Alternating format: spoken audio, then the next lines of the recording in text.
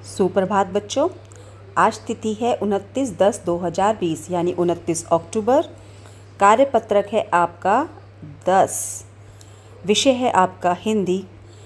ये कार्यपत्रक 10 बेटा कक्षा 8 के लिए है। सबसे पहले विद्यार्थी अपना नाम लिखेंगे, उसके बाद कक्षा अध्यापक का नाम लिखेंगे। पाठ शुरू करने से पहले एक छोटी सी वीडियो है बेटा, वो आप सब देखें और उसका आनंद लें।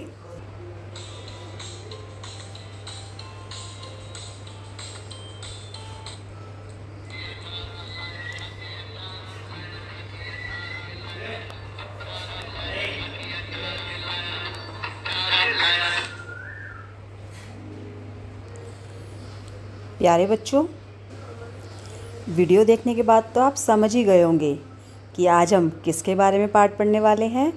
तो बेटा हमारे पाठ का नाम है चिट्ठियों की अनूठी दुनिया। ये आपकी पाठ्य पुस्तक वसंत का पाठ नंबर 5 है। इसमें बेटा हम चिट्ठियाँ यानी पत्र, खत, इनकी अनूठी जो दुनिया है, बहुत ही अलग जो दुनिया है, उसके बारे में पढ़ेंगे। तो चलिए शुरू करते हैं। प्यारे बच्चों, चिट्ठियों की अनूठी दुनिया, इस पाठ के लेखक हैं अरविंद कुमार सिंह। तो आप इनका नाम याद रखेंगे। क्या नाम है? अरविंद कुमार सिंह। इनका जन्म हुआ 11 जुलाई 1962 को। स्थान था बरवारीपुर, सुल्तानपुर, उत्तर प्रदेश। ठीक है बेटा। पत्रों की दुनिया भी अजीबोगरीब है और उसकी उपयोगिता हमेशा से बनी रही है। पत्र जो काम कर सकते हैं वह संचार का आधुनिकतम साधन नहीं कर सकता। तो यहाँ पे बेटा हम देखेंगे कि लेखक कहते हैं कि जो पत्रों की दुनिया है अजीबोगरीब है यानी विचित्र है। उसकी उपयोगिता यानी पत्रों का जो महत्व है वो हमेशा से बना रहा है और वो कभी भी कम नहीं होगा। पत्र जो काम कर सकते हैं वह संचार का आधुनिकतम, चाहे कितना ही मॉडर्न, कितना ही नया कोई भी साधन आ जाए। तो नए साधन क्या है बेटा संचार के?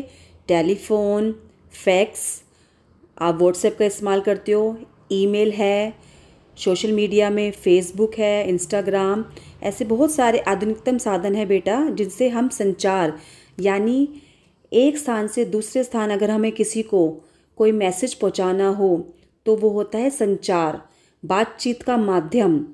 तो ये सारे आधुनिकतम साधन हैं, इनका इस्तेमाल लोग करने लगे हैं। पत्र जैसा संतोष फ़ोन या एसएमएस का संदेश कहाँ दे सकता है? बेटा जो पत्र लिखने में एक व्यक्ति को संतोष मिलता है, एक शांति मिलती है, एक आनंद मिलता है, क्या वह संतोष कोई फ़ोन या एसएमएस दे सकता है? पत्र के द्वारा बेटा हम पत्र अपने हाथों से लिखते हैं, उसमें हमारे भाव छुपे होते हैं। लेकिन फ़ोन पे हम सिर्फ बात करते हैं थोड़ी देर। एसएमएस में हम, एसएमएस का अर्थ होता है शॉर्ट मैसेजिंग सर्विस, लघु संदेश सेवा। तो उसमें हम बहुत ही कम शब्दों में अपनी बात को लिखते हैं और उसमें हम टाइप करते हैं, उसमें हमारी हैंडराइटिंग नहीं होती, उसको हम अपने हाथों से नहीं लिखते।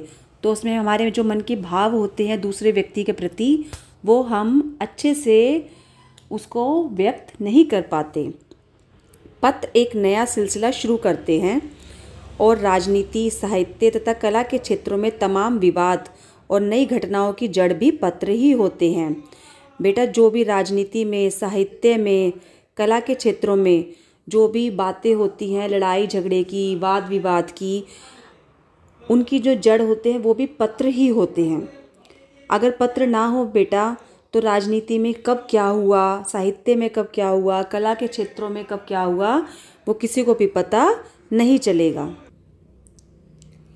दुनिया का तमाम साहित्य पत्रों पर केंद्रित है और मानव सभ्यता के विकास में इन पत्रों ने अनूठी भूमिका निभाई है।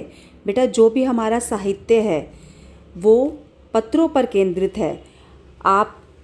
जब आप पिकनिक पर जाते हो, म्यूज़ियम जाते हो ना, वहाँ पे आप देखते हो श्री जवाहरलाल नेहरू जी द्वारा लिखे हुए पत्र होते हैं, महात्मा गांधी जी द्वारा लिखे हुए पत्र होते हैं।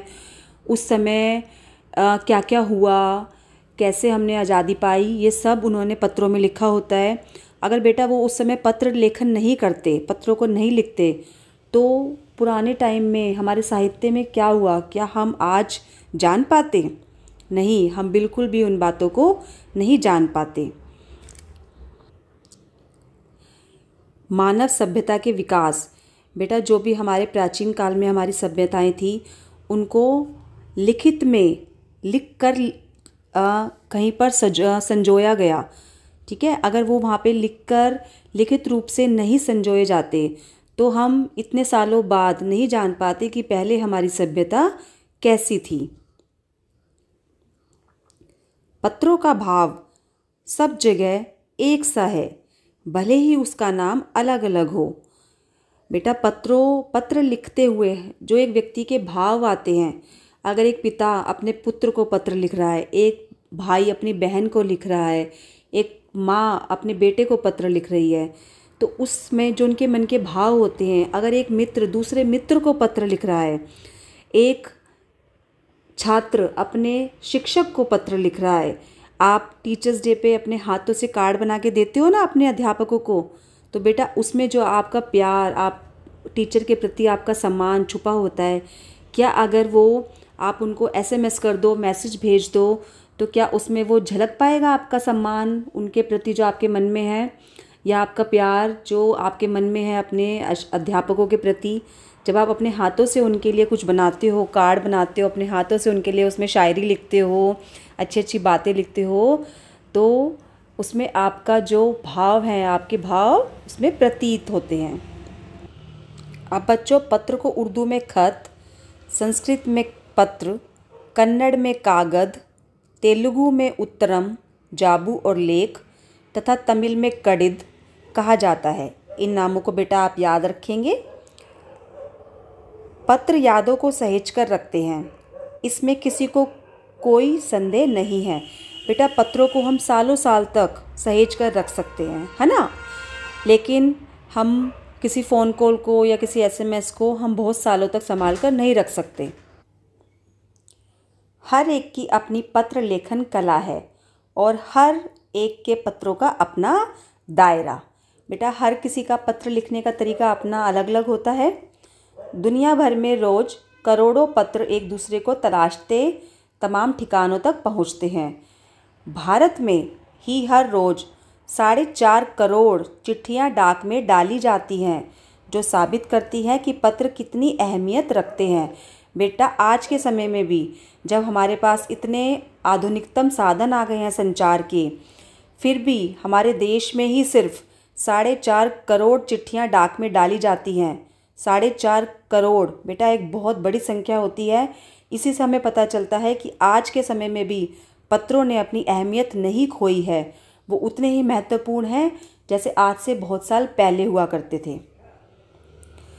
पंडित जवाहरलाल नेहरू ने सन 1953 में सही ही कहा था कि हजारों सालों तक संचार का साधन केवल हरकरे या फिर तेज घोड़े ही रहे, उसके बाद पहिए आए। बेटा, सबसे पहले संचार का साधन क्या था? जब किसी राजा महाराजाओं को अपना कोई संदेश किसी दूसरे राजा तक पहुंचाना होता था तो वो अपने मंत्री को देते थे और मंत्री घोड़े पर बैठ के वो संदेश लेकर दूसरे राजा तक पहुंचता था। ठीक है ना, आपने पक्का फिल्मों में देखा होगा ये। ठीक है, और या फिर कबूतर का इस्तेमाल भी किया जाता था कि कबूतर के मुंह में चिट्ठी दे दी जाती थी और वो दूसरे स्थान पर पहुंचकर संदेश पहुंचा देता था। धीरे धीरे परिवर्तन आया, पहिए आए। पहिए आए का मतलब है कि फिर रेलवे यानी रेल का इस्तेमाल हम लोग करने लगे पत्रों को एक स्थान से दूसरे स्थान पहुंचाने के लिए। रेलवे और तार से भारी बदलाव आया। तार ने रेलों से भी तेज गति से संवाद पहुंचाने का सिलसिला शुरू किया। बेटा, तार जो है वो खत का ही एक रूप है और तार जो होता है उसमें कम शब्द लिखे जाते हैं, लेकिन वो बहुत तेज़ी से उसका जो पहुंचने का समय होता है वो बहुत ही कम होता है। वो एक स्थान से दूसरे स्थान बहुत ही जल्दी पहुंचता है। अब टेलीफोन, वायरलेस और आगे रेडार दुनिया बदल रहा है। अब बेटा ये नए नए साधन आ गए हैं, मोबाइल फ़ोन आ गया है। क्या मोबाइल फ़ोन में कोई वायर होती है, कोई तार होती है? नहीं ना, तो वो होता है वायरलेस। ठीक है, टेलीफोन आ गया है, रेडार आ गया है, इंटरनेट है हमारे पास। तो ये बहुत सारे आधुनिकतम साधन आ गए हैं जिनका प्रयोग करके हम तेज गति से अपना संदेश एक स्थान से दूसरे स्थान पर पहुंचा सकते हैं। कुछ शब्दार्थ देखेंगे बेटा यहाँ पर।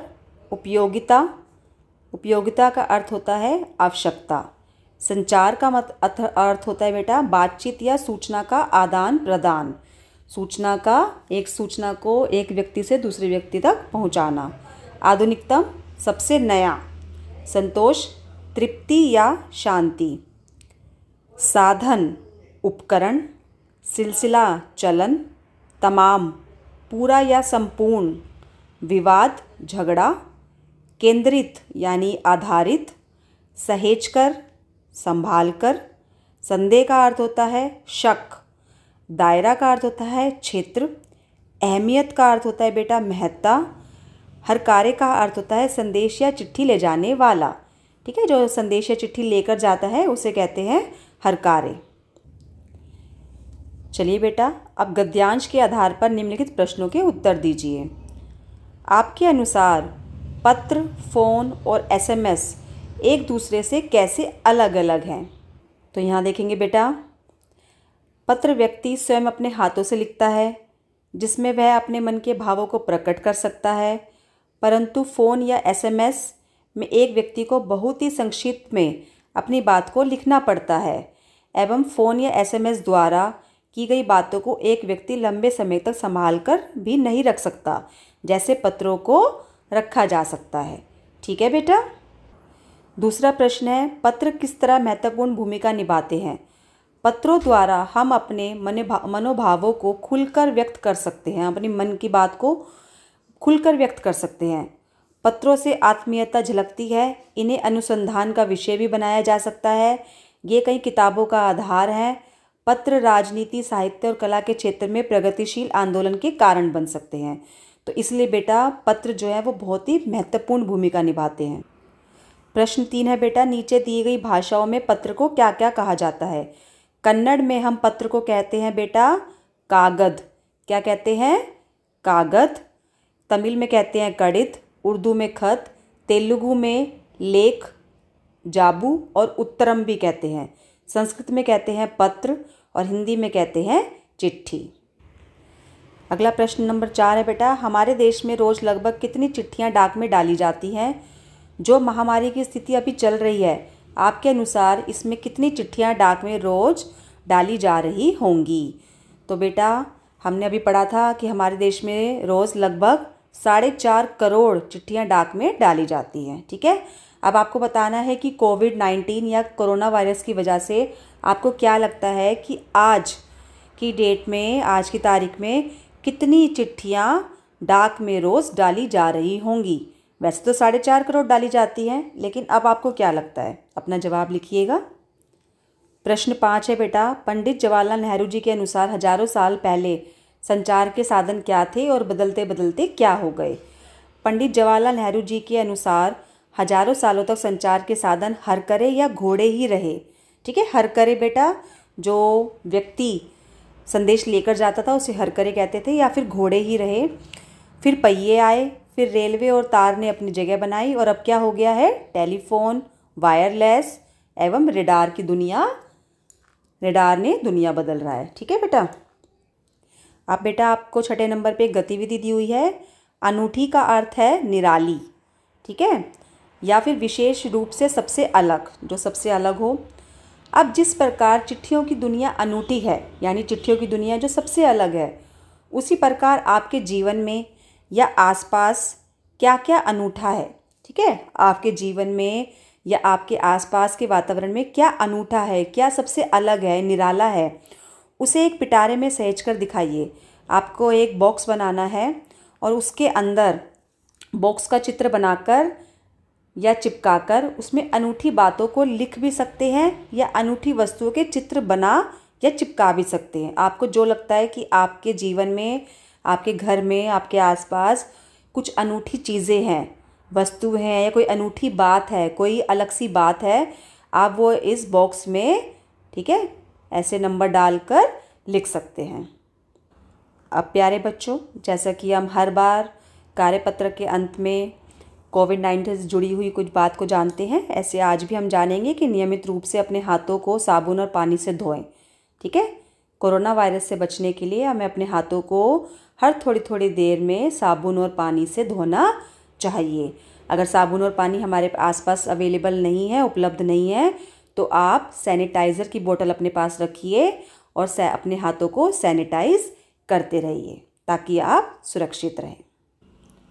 तो मुझे पूरी उम्मीद है बेटा कार्यपत्रक 10 आपको अच्छे से समझ आ गया होगा और आप चिट्ठियों की अनूठी दुनिया का खूब आनंद लेंगे। अभी तो सिर्फ शुरुआत हुई है पाठ की। आप अपनी पाठ्य पुस्तक बसंत में से इस पाठ को पढ़ेंगे और समझेंगे और फटाफट से काम को कर कर आप अपने हिंदी विषय के ग्रुप में आज की आज यानी 29 अक्टूबर को ही भेज देंगे। धन्यवाद।